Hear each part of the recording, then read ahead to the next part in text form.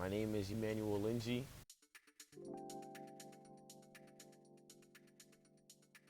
When I was 16 years old, I had wanted to work at camp, but I came to the pre-hiring retreat, but I was too young to get a job here. So I searched for jobs in the city, but nobody accepted me. I didn't get any callbacks. I didn't get any interviews. I just couldn't get a job that summer. My mom got mad at me because she's like, it's the summer, you need a job. You're not gonna sit home all summer and do nothing. And that's what my plan to do. That's what my plan was, to sit home and play video games and do nothing, just play around. But then my mom she didn't accept that at all. So because of the fact I didn't get a job, my mom came up to me and told me that since you didn't get a job, you will be out my house at 11 o'clock a.m. every day. And I didn't agree with it, but I had to do it. My mom is the law, so I have to follow the law. I would walk around the block a couple times. I would just walk around the Bronx, look for things to do. And I was 19, and when you're in college, you want to start thinking more about your career. So I'm a sport management major, and I had an opportunity. I was pursuing this opportunity at Roberto Clemente State Park, which is a recreational center. And I went over there, I interviewed with them, they really liked me. They told me that, keep doing your thing. We like what you're doing, stay in contact. We might have a position for you this summer that could lead to a full-time opportunity. Meanwhile, there's always camp. Camp Deerpark is always there, and I love working at camp. I'm finally old enough to work at camp, but I chose that if I get the job at Roberto Clemente, I'm gonna go with them because this is for my career, for my degree. This is what I want to do, pursue in the future, sport management. So I was gonna take the job, but what happened was, after I interviewed them a couple times, I just didn't hear back from them. I called, nobody answered. I went there twice, so they know I was interested. They said they was gonna give me a call.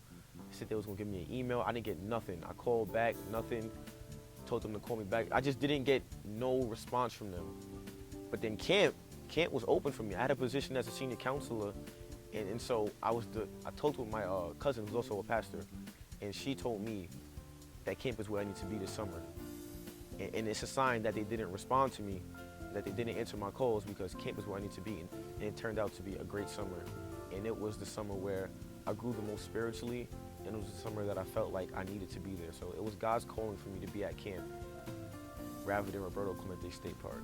One of the areas where Emmanuel grew the most this summer was being a supervisor, understanding the balance between leading and directing his staff. My job here at Camp Deerpark this summer was a program assistant supervisor.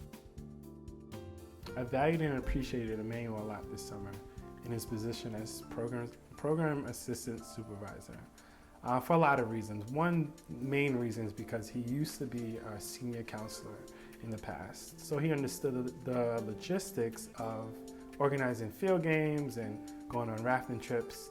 So he really did a great job with that. Some of my daily duties included making fires for campfires, making fires for cookout, making sure we have the proper people, the proper names and proper groups when we go out to field trips. When we go rafting, giving a safety speech for rafting, making sure we have a good amount of equipment for everybody that's going. I led field games. I led field activities, whether we played Still a Bacon, Capture the Flag. This past summer, Emmanuel served as the director or the leader of all the program assistants, and so he helped Kevin with all the behind-the-scenes aspects of running summer camp. We felt it was really important for him to learn all the details of like patching rafts. Sean taught him to patch the rafts. I taught him to drive the tractor. He learned how to split firewood and haul it and stack it and take care of all of those behind-the-scenes things. That was his job this summer. Taking out all the garbage and recycling, making sure cleaning, the preparing, the setting up the equipment, setting up the sound system, whatever it takes for camp to run. My job was to make sure it happened. One of the things that I appreciated the most about Emmanuel is how diligent he was in his work and how much he wanted to do a really good job. I remember as he was learning to drive the tractor, we started in first gear and then second gear and third and then finally fourth gear. And he said to me, I don't really care if the kids don't have fun, I want to make sure they're safe. And as the director, having a young man who wants the children to be safe, it doesn't get any better than that. And I really appreciated his diligence and his desire to just do a great job. I would say the leader that I look up to the most would just be my father. He may not have all the credentials in a leadership role, such as a manager, but what he does have is that he's a people person. He knows, he understands that when you're a leader, it's important to connect with the people. It's important to push yourself, and it's important to never give up.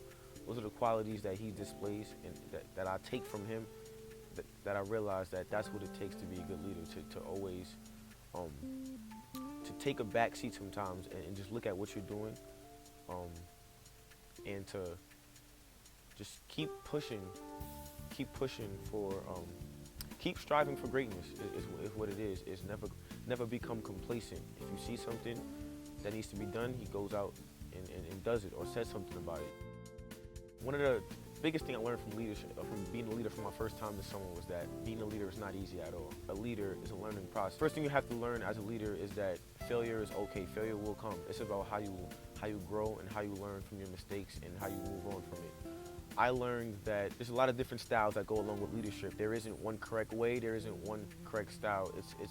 It's many different ways. And I learned that my style of leadership was more so connecting with people who I were leading this summer, who were my program assistants. I found myself trying to adapt my style of directing, explaining, and giving them direction to each different assistant. I wanted to find their strengths and weaknesses and give them tasks or give them direction based on what their preference was and what their strengths and weaknesses were.